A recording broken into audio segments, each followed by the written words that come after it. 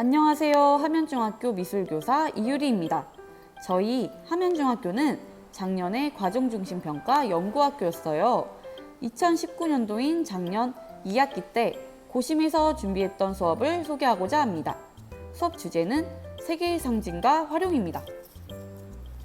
일단 과정중심평가 수업에 대해 진지하게 고민하기 전이었던 1학기 때 수업을 간략하게 이야기하자면 총 5가지의 수행평가를 진행하였고, 제가 작년 신규라 서울시 교육청 소속 김현수 선생님의 수업을 참고하여 수업을 구상했습니다.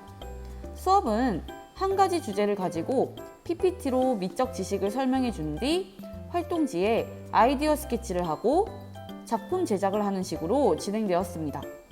학생들이 다양한 주제와 활동으로 경험의 폭을 넓히는 것은 좋았지만 하나의 주제를 가지고 깊이 있는 탐색이 어려웠다는 단점이 있었어요. 그래서 2학기 때에는 작정하고 과정중심 평가를 한번 진행해보자 라는 생각으로 수업을 구상했습니다. 일단 학생들이 꼭 깊이 있는 탐색을 했으면 좋겠다고 생각하는 미술 지식을 크게 잡아보았습니다. 미술의 기본 요소인 세계상징, 미술 표현 능력 중 가장 기본적인 선 드로잉, 생각보다 학생들의 실생활과 아주 밀접한 현대 조속, 그리고 이와 관련된 논술형 평가로 구성해 보았어요. 이 중에서 세계상징 부분의 과정중심 평가를 소개하고자 합니다. 일단 첫 번째는 색과 관련된 미적 지식을 알려주는 것이 목표였어요. 그래서 색의 속성과 기능 상징에 대해서 생각해보는 시간을 갖고, 두 번째 시간에도 미적 지식과 관련된 수업으로 색의 혼합과 배색에 따른 느낌에 대해서 가르쳤습니다.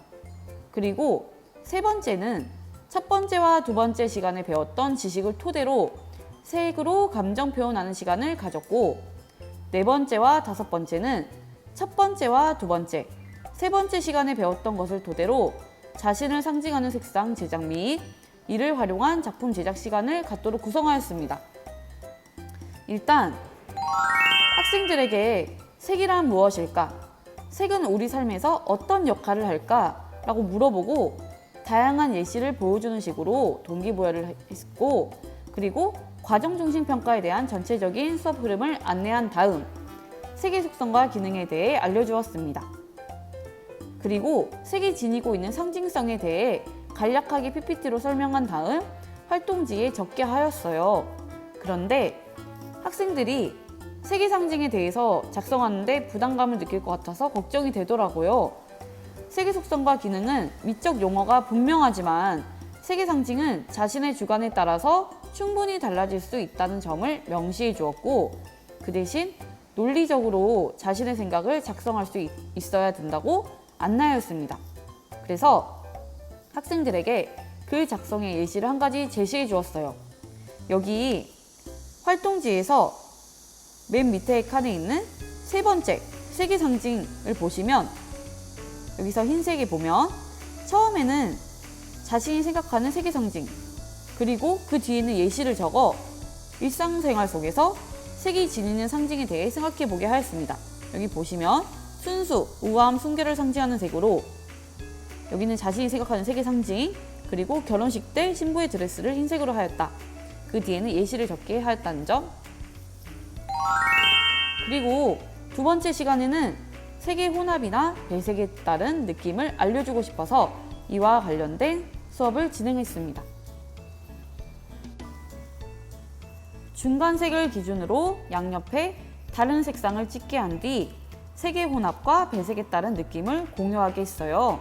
그래서 주황색 옆에 빨간색을 두면 어떤 느낌일까? 노란색이 있을 때에는? 그리고 혼합했을 때 나타나는 색을 서로 비교해보자. 이런 식으로 수업을 진행했습니다. 이 수업은 아쉬운 점이 참 많은데요. 조금만 더 발전시킨다면 자신이 스스로 중간색을 지정하고 배색 또한 학생이 결정하게 하거나 일상생활 속에서 볼 수 있는 풍경에서 자신만의 색상표를 찾아내는 활동 등 더 다양한 방식으로 발전시켜보면 어떨까 생각이 듭니다. 그리고 세 번째 시간에는 색으로 감정 표현하기 시간을 가졌어요. 동기부여로는 우리 색의 지식에 대해서 배웠는데 이제는 오로지 색만으로 작업한 작가들에 대해서 배워봅시다 라고 하면서 추상표현주의의 잭슨 폴록과 색면추상의 마크 로스코, 모리스 루이스에 대해서 소개했습니다.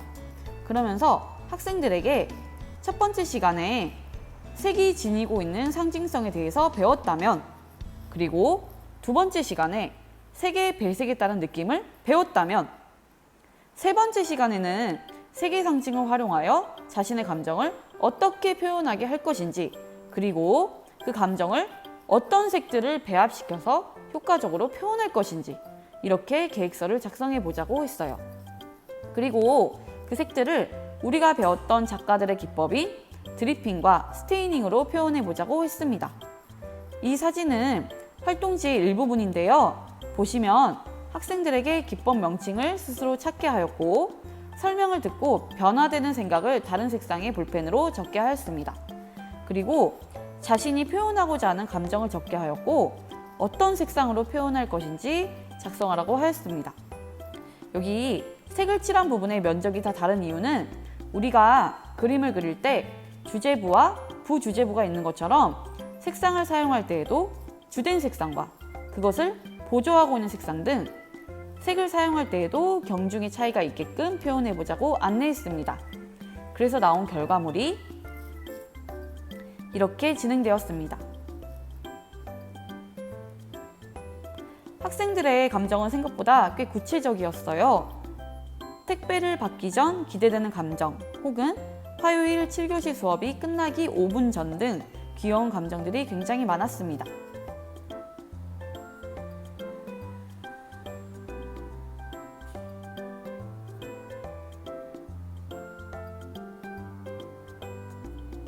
그리고 나서 작품이 완성되면 마음에 드는 부분을 주어진 크기에 맞춰 9장으로 자르게 하였습니다. 그 이유는 나의 감정 카드를 교환하게 하게끔 하기 위해서인데요. 일단 9장으로 잘랐으면 그 중에 4장을 친구들과 교환하라고 했어요. 그 교환하는 기준은 선생님이 정해줬는데, 첫 번째는 다른 분단에 있는 친구와 한 장 교환하기. 그러니까 작업을 하다 보면 다른 분단 친구들하고 공유하기가 힘들잖아요. 그러니까 작업을 공유하기 힘들잖아요. 그래서 다른 분단에 있는 친구와 공유하라고 하였고, 그다음에 두 번째는 내가 표현한 감정과 아예 정반대의 감정을 표현한 친구랑 한 장 교환하기. 그리고 세 번째는 이성 친구들끼리 한 장 교환하기. 그리고 네 번째는 그냥 자유롭게 내가 교환하고 싶은 감정 카드와 교환하기. 이런 식으로 감정 카드를 서로 교환하게 하였습니다. 교환한 감정 카드 4장과 나의 감정 카드 5장으로 재구성된 작품에서 느껴지는 감정을 다시 유추해 보게 하여서, 처음에는 감정에서 작업을 시작했다면 이번에는 작품에서 감정을 유추해 볼 수 있게끔 하였습니다. 활동지를 조금 더 자세히 보시면 여기 이 학생은 피곤함, 우울함에서 시작했는데 밝아졌다가 우울해졌다가 하는 사춘기 청소년의 감정으로 변화되었고, 그리고 또 이 친구 같은 경우는 자유로움이라는 감정이었는데 최종 작품에서 느껴지는 감정은 많은 감정이 모여서 복잡하다, 이런 식으로 표현해 주었고, 그리고 이 친구는 내가 시킨 택배가 빨리 도착하기를 원하는 설렘, 이거였는데 최종 작품에서 느껴지는 감정은 걷잡을 수 없는 마음, 슬플 땐 정말 소용돌이가 치는데 기쁠 땐 주체할 수 없을 정도로 신남, 이런 식으로 표현해 주었습니다. 이렇게 오로지 색만을 이용해서 자신의 감정을 표현해보고, 그리고 색에서 느껴지는 감정까지 유추해보는 이런 시간을 갖도록 하였습니다. 그리고 이번에는 색이 지니고 있는 상징, 색의 배합에 따른 느낌을 고려해서 나만의 색상을 제작해보게 하였어요. 그리고 색으로 감정 표현하기에서 배웠던 작가들의 기법까지 총동원하여 나만의 색상으로 구성된 증명사진 배경 만들기를 해보자고 하였습니다. 일단 나만의 색상으로 작업을 한 이브 클랭의 인터내셔널 클랭 블루를 예시로 보여주었고, 이를 토대로 활동지 윗부분을 작성하게 했어요.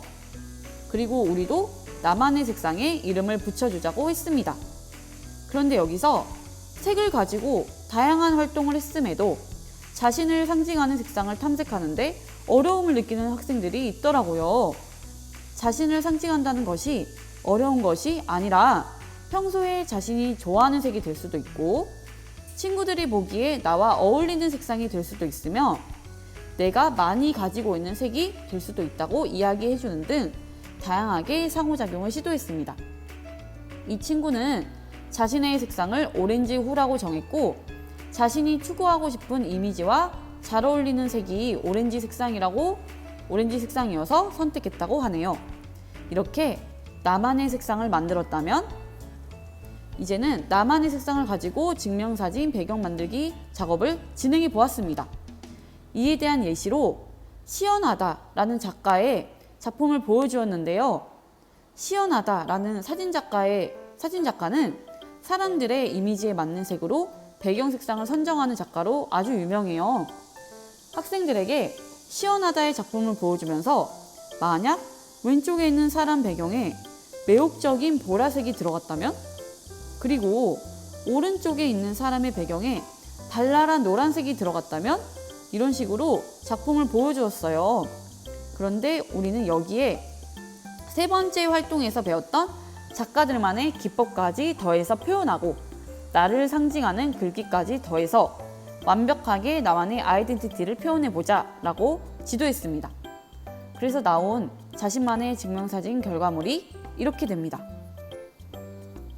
이 친구는 색 이름을 연키라고 정했고 그 이유는 내 이름인 연진과 나를 나타내는 색인 카키를 함께 조합해서 표현하고 싶었다라고 했어요. 그래서 이렇게 스테이닝 기법을 이용해서 증명사진 배경 만들기를 했습니다. 이 친구 아까 그 오렌지 후 친구인데 이 친구도 귀엽게 자기 자신을 잘 나타내 주었어요. 이런 친구도 있고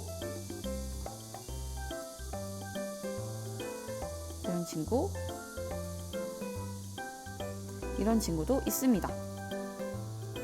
이 친구들 같은 경우에는 일단 사진을 어떻게 거뒀냐면 사진은 미술 시간에 찍고 싶은 친구는 미술실에서 선생님 핸드폰으로 찍게 했고 좀 부끄럽다 하는 친구들은 자기 스스로 찍어서 선생님 메일로 보내달라고 했습니다.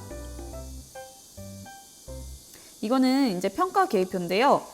평가 요소를 우리가 했던 활동들로 잡아서 과정 하나하나를 세부적으로 나눠 작성하고 진행했습니다. 이렇게 수업은 마무리가 되었고 총 12주 차에 걸쳐서 진행되었고 중학교 2학년의 블록타임제였어요. 그래서 시간이 꽤 걸렸는데 그래도 참 흥미롭고 만족스러웠던 수업이었습니다. 수업을 통해 제가 바랬던 점은 미술의 기본 요소인 색채에 대해서 조금 깊이 있는 탐색이 이루어졌으면 좋겠다는 것이었고 그리고 더 나아가서 자신의 감정이나 나를 상징하는 것 등 자신에 대한 탐색도 이루어지길 바랬어요.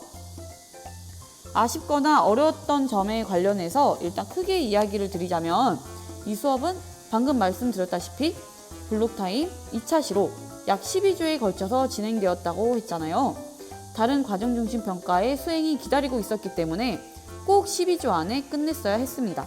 그래서 시간이 부족하다고 느껴져서 조금 아쉬웠고 두 번째는 매 수업 시간이 수행평가로 이루어지다 보니 학생들이 느끼는 부담감도 적지 않았을 것이라고 생각됩니다. 막 현장 체험 학습을 써가지고 잠깐 빠졌던 학생들도 저한테 따로 연락이 와가지고 선생님 수행평가 봐야 되는데 저 어떡해요? 라고 할 정도로 좀 애들이 동동거려 했어요. 그래서 그 부분이 조금 아쉽거나 어려웠던 점이었는데 과정 중심 평가에서 학생들이 부담감을 덜 느끼게 하는 방안에 대해서는 계속 연구를 해봐야 될 것 같아요. 그리고 앞으로 발전 방향으로는 코로나19 시대에 색채라는 주제를 다양한 매체를 사용하여 발전시킬 수 있다고 생각합니다. 그래서 드로잉 어플이나 패들렛이라는 사이트를 이용하여서 과제물을 받고 상호작용이 실시간으로 이루어진다면 더 나은 수업이 될 수 있지 않을까 생각하고 있어요. 핸드폰 어플로는 포토샵 어플이 엄청 많고 그리고 패들렛 사이트는 제가 밑에 글로 적어 놓을게요. 그래서 그 링크를 타고 들어가시면 제가 올해 1학기 때 중학교 2학년 학생들에게 진행했던 수업을 잠깐 보실 수 있습니다. 패들렛의 장점은 서로 동료평가가 가능하고 선생님이 직접적으로 바로바로 피드백이 가능하다는 장점이 있어요. 그래서 한번 눌러보시길 바랍니다. 자, 여기까지 화면중학교 미술과 이유리 과정중심 평가 발표를 마치도록 하겠습니다. 감사합니다.